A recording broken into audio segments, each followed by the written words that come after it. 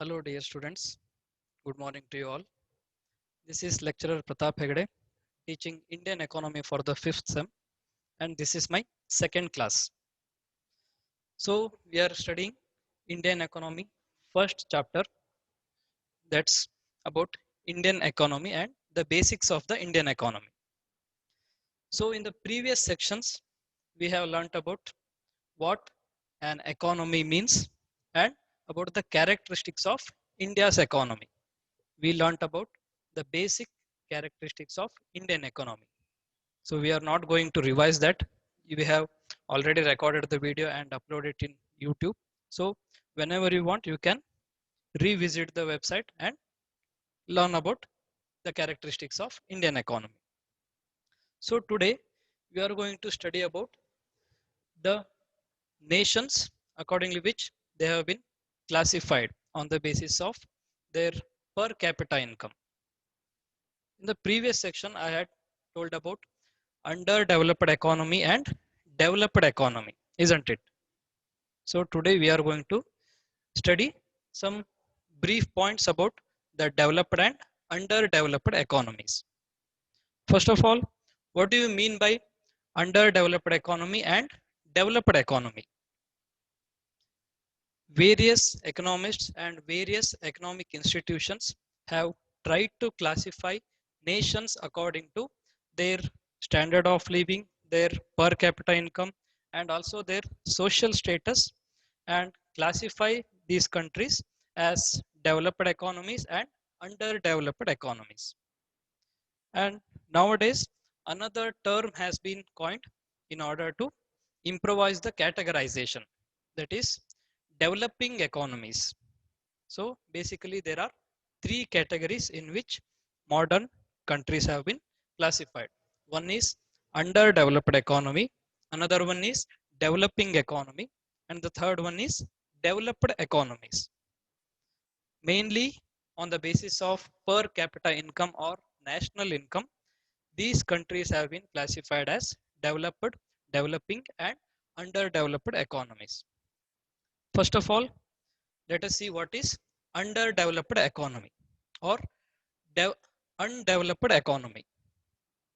According to Indian National Planning Commission, an underdeveloped economy is an economy in which there is low per capita real income, and also in this economy there is coexistence of unutilized or underutilized labor power or manpower, and also unexploited natural resources.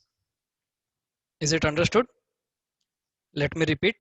According to Indian National Planning Commission, an underdeveloped economy is an economy with low per capita real income, and also there is coexistence of unutilized or underutilized manpower or labor force, and also there is existence of unexploited natural resources. What do you mean by that? It means that there is enough labor force and also enough natural resources in that country, but due to technological backwardness or due to low capital formation, there is underutilization of natural resources and also underutilization of labor force. That is why these countries are lagging behind in terms of development compared to other modern and developed countries.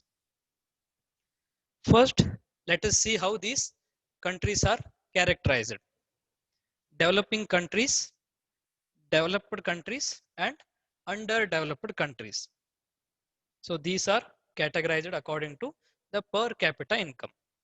First of all, let's see the categorizations.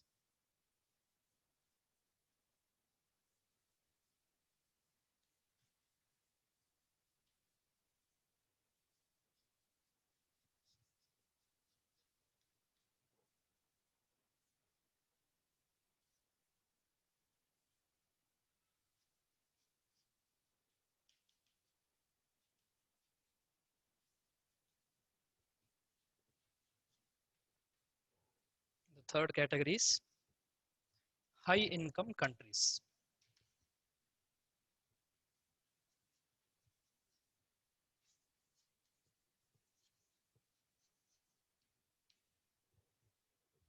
So the World Bank has laid down some formats to which these countries are classified.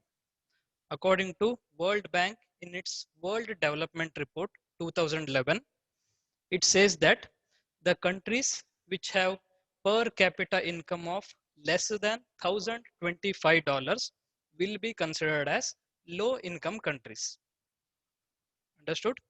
The countries who have less per capita real income of $1,025 will be considered as low per capita income. PCI is the short form for per capita income.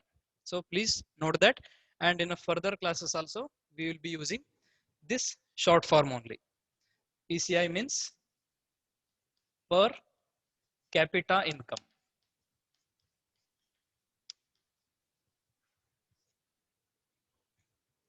So you understood what low income countries means or underdeveloped country means. Let's move on to the second category, that is middle income countries. So according to World Bank, middle income country is a country which has the per capita income between $1,025 and $12,476. The income between $1,025 and $12,476 US dollars.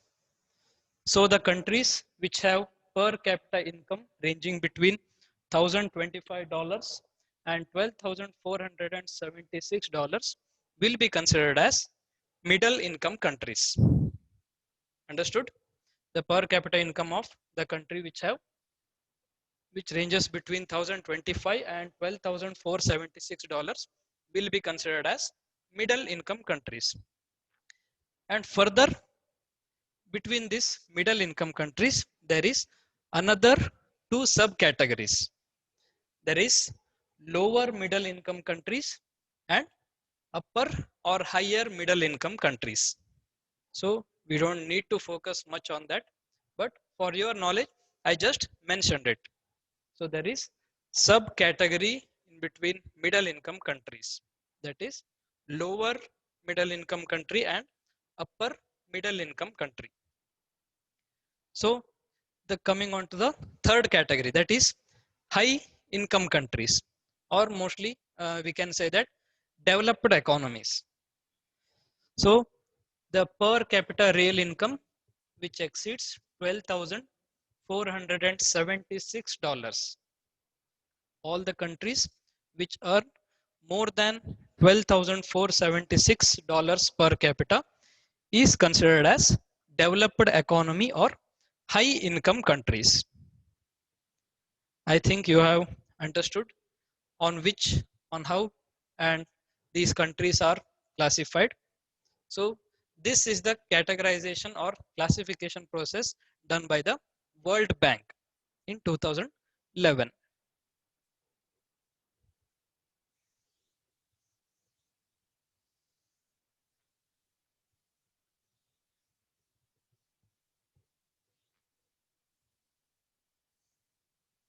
Let's go to the next topic, that is India as a developing economy. India as a developing economy. Let me write that down.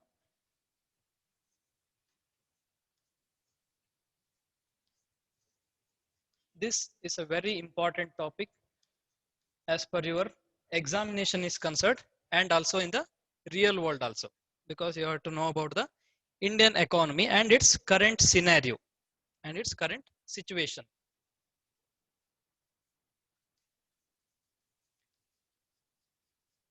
In the previous class, we have studied about how India's economy is. What are the basic characteristics? In this class or in this topic, we are going to study how India's economy is developing over many years, how India's economy has changed, how India's economy has improved its economic status. There are many proof or there are many um, data which show that India's economy is not a stagnant economy. Stagnant means stopped or constant. India's economy is a very fast growing economy in the world. India's economy has registered more than 5% growth over many decades. So we can say that India is a fast moving economy, or India is a developing economy. India is one of the fast growing economies in the world.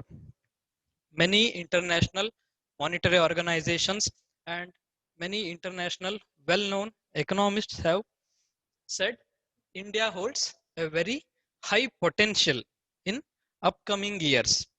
So we can say India can be a global leader in terms of economic situations or economic conditions. So first of all, let's move on to our topic, that is India as a developing economy. There are certain proofs or certain data which show that India's economy is developing. One of them is growth of national income.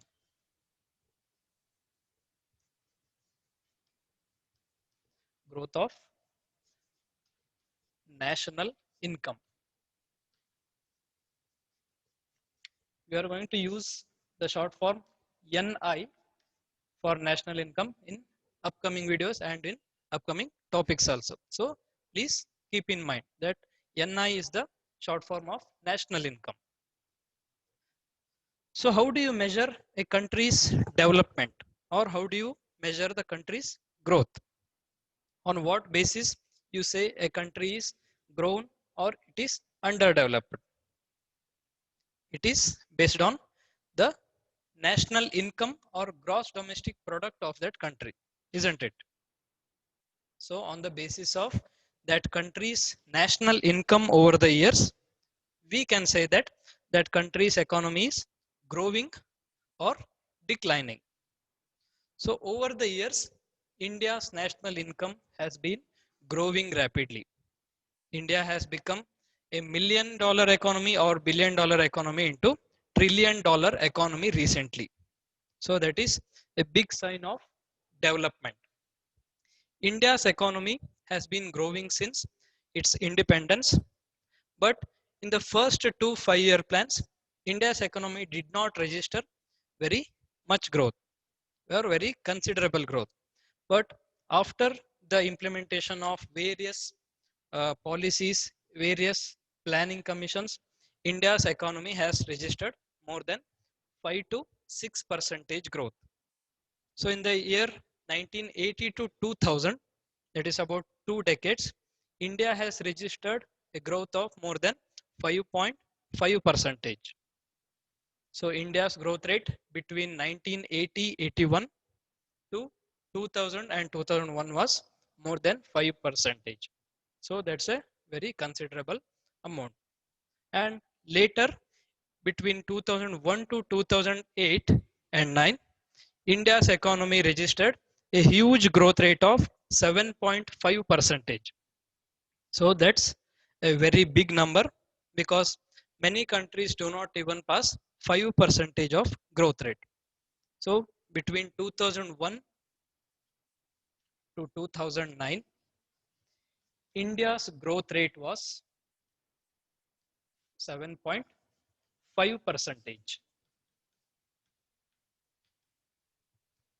That's a very notable point. So we can say that India's economy is developing over the years, because every year India's economy has been expanding. India's economy has been generating more income than the previous years. So that's a proof that India's economy is a developing economy and the national income has been growing. Next, coming on to the next proof that India's economy is growing, that is growth in per capita income. Growth in per capita income.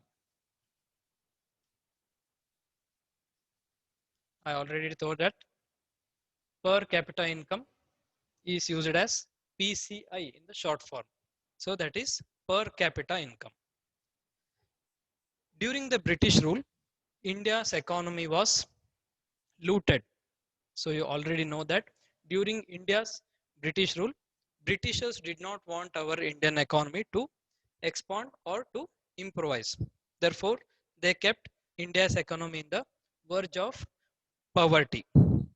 But later, as we got independence and the administration came into our leaders, India's economy started growing rapidly. In the year 1960, India's per capita income was just $70. Can you believe that? In the year 1960, India's per capita income was only $70.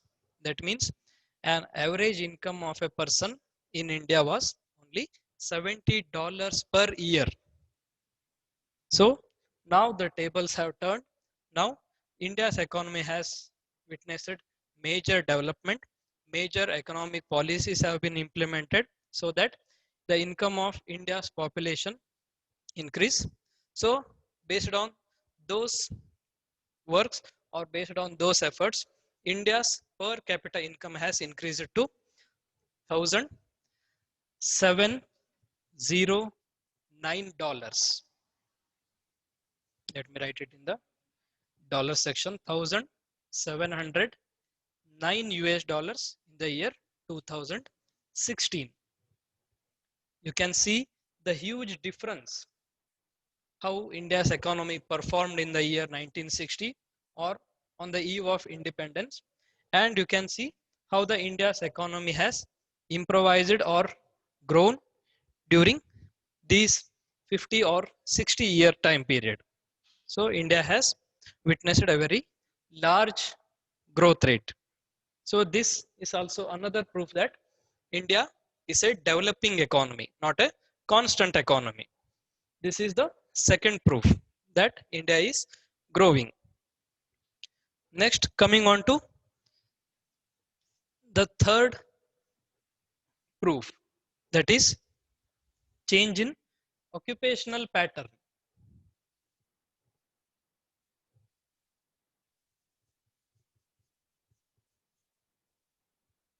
Change in occupational pattern.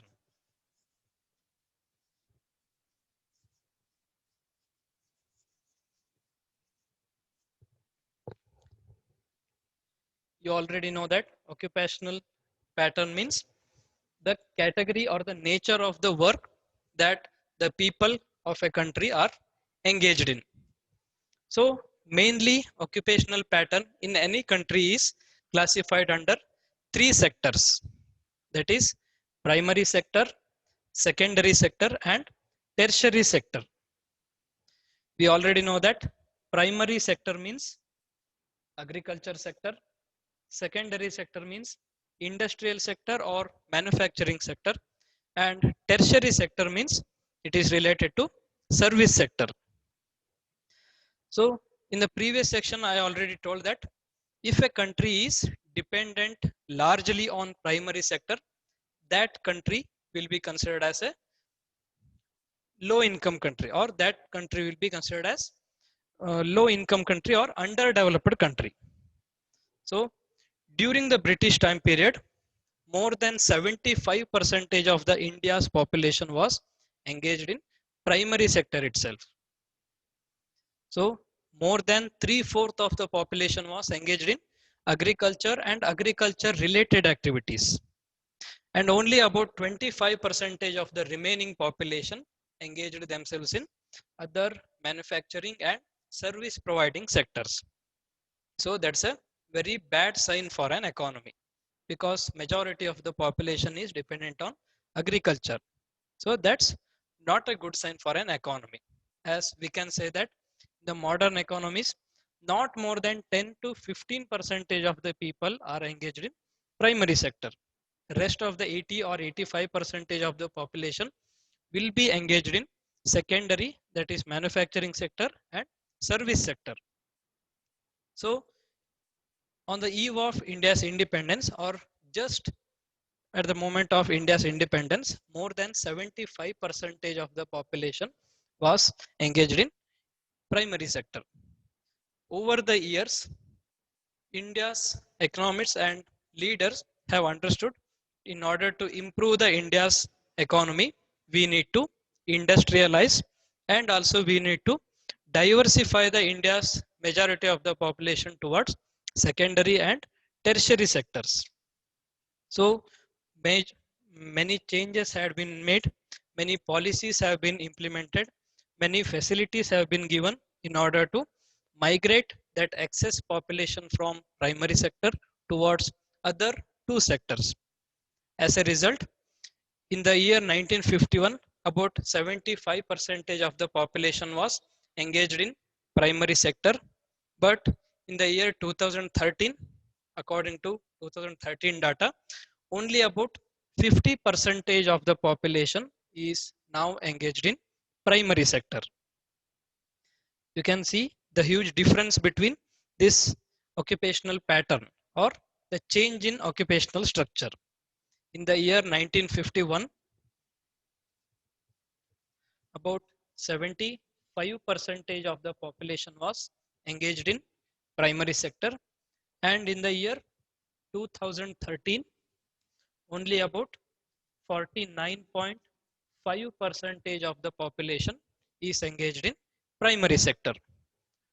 So we can say that about 25% of the population has moved from primary sector and has migrated towards secondary and tertiary sector.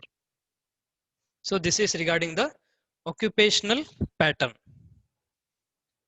So I think that's all for now. In the next class, in the next video, we are going to further study the proof or elements which show that India's economy is a developing economy. So thank you for your concentration and thank you for your time. I'm going to finish this video for now. Thank you.